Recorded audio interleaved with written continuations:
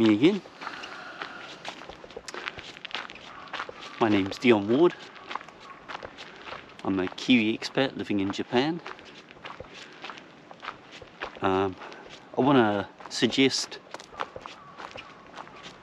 a little exercise in looking, in observing your inner environment, so to speak.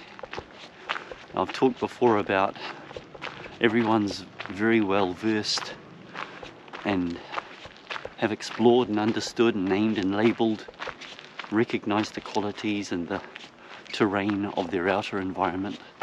But the inner environment is generally neglected. It's just this nebulous kind of mess.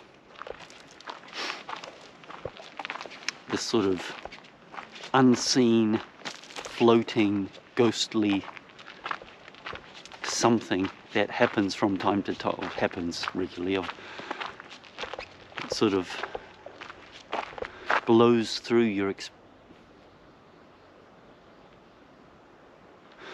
it's a nebulous, ghost-like, unseen but experienced movement that shapes all of your experience. But most of us are so unfamiliar with it. You spend no time at all looking at it, trying to perceive it. So that's what this exercise is. And it's related to looking at the mind, sitting there. You can sit and do this in a sort of concerted way, or you can do it just from time to time in sort of a reflective way. But asking yourself, are the thoughts that I have actually functional and useful? And take time to contemplate this, because the mind will tell you that they are. They're absolutely necessary. If I hadn't thought of that, or if I don't prepare for this, then everything's going to go wrong. But consider for a moment that that's untrue. What if that is absolute fallacy? What if the only thing that is preventing you from having a beautiful life, a smooth life, and a really truly functional and flowing life is the attention, the authority that is given to the mind and its products, thoughts. So when you get the opportunity, only when you remember, only when it comes to you, only when you're able. There's no standard you have to meet. There's no time limit that you have to meet. This is just an exercise, and it can take as long as it needs to take. But having a resolution in your heart that this is something you'd like to do, or this would be interesting for you. Feeling an excitement or an interest in it. This is something you don't have to do, but I think if you're ready for it, it's extremely useful, and it's life-changing. So start looking at thoughts that you've had. You can catch thoughts midstream, so to speak, and recognize what it is you're thinking about. Recognize what it is that your attention is sort of firmly focused on, firmly rested on. But you might start noticing, and this is something I've noticed a lot, things like thinking about the past, mulling over the past, ruining experiences, ruining certain behaviors, feeling resentment or hatred or envy or jealousy or shame or guilt.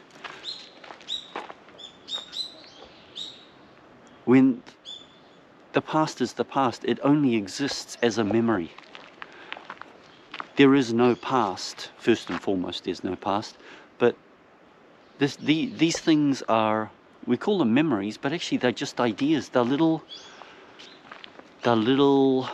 narratives that keep running through our consciousness And I think I've explained this before as well. I've mentioned before in another video. It's a surefire way, a guaranteed way. If you're in a happy state, it's like, yay, yay, everything's good. All the mind needs to do is throw in, oh, you should feel ashamed of this, or regret that, or what about this wrong that was done to you, or what about this or that that was done to you. And it's an immediate downward shift in energy, a negativity, a contraction. It's completely useless. It serves no function whatsoever. So why do that? Because the reason it keeps happening is because it's entertained as something useful. It's considered something useful, beneficial and necessary, and it's not. It's just not. Or, so you got the past, okay, the stories of the past, the images, the narratives that run through, or the future. This might happen, that might happen, what if this happens? Anxiety, tightness, contraction, lowering of energy, can't sleep, sadness and so on, whatever the symptoms might be. Again, useless. Useless. Your energy is being used up in responding to situations that don't actually exist. And the only time that exists, which is right now, is being neglected. So you're not even here for the opportunities that arise in reality, in the moment, which is the only time that actually exists, now. This, the razor's edge. So put aside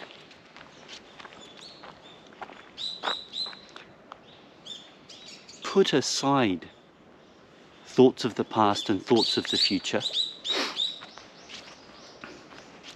Recognize that they're unnecessary, first and foremost. They are unnecessary. They hinder you. They trap you. They make you contracted. They make you unavailable for the opportunity and the beauty and the happiness and the ease and the peace that exists right now. It's always easy right now.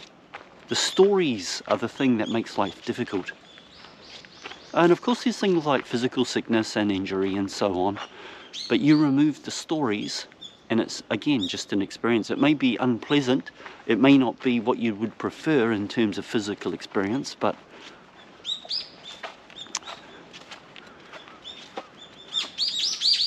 it's way more innocuous when there's no story attached to it. A poor me, or this shouldn't be happening, or it's not fair, or whatever it might be. Another aspect of the stories about the future, and this is something I've noticed. I mean, it used to be in what's the word? Repetitive to the point of insanity, in my case, and it still happens from time to time. Imagining scenarios, rehearsing life. Imagining scenarios when certain things happen, or you're in a certain situation and this is what I'm going to say, or this is how I'm going to respond. And it could be a negative or a positive situation. But like rehearsing, like if this exact situation arises, I'm going to say this. You never remember it.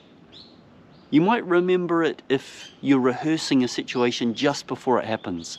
You may remember to respond, but you're not responding authentically to the situation as it is in that moment. It's a rehearsal. You're piping out words that may not be a response, that may not be actually fitted to that situation. Again, absolutely useless. Absolutely useless. Stories of the past, stories of the future, and rehearsing, pointless and a waste of time. It doesn't mean that these things are bad or wrong and that they shouldn't be happening, but you can actually make a choice, and the more conscious you become of these things happening, the more you recognize them when they happen. And the more you recognize them when they happen and recognize that they're useless, the less attention you'll start giving them. And the less attention you give them, the less energy you give them, the less power they will, how do I word this? you lessen the power with which they arrive until they eventually fade away. It's the way it works. You feed it, it grows. You start losing interest in it, you neglect it, it'll just peter out, it'll die, it'll wither. So that's my little message for today. And it's an experiment, really. It's a place to look and a thing to consider, because it will change your life. It will absolutely change your life. The old Eckhart Tolle, power of now. This is the only time you need, because this is the only time. This is the only time that exists, right now. What are you going to do thinking about the future that never comes? It's always now. Mulling over the past, a surefire way to remain miserable. Guaranteed. Anyway, I'm rabbiting on a bit now. Thanks very much for listening. I appreciate it. Hope you have a great day. Bye for now. おはようございます。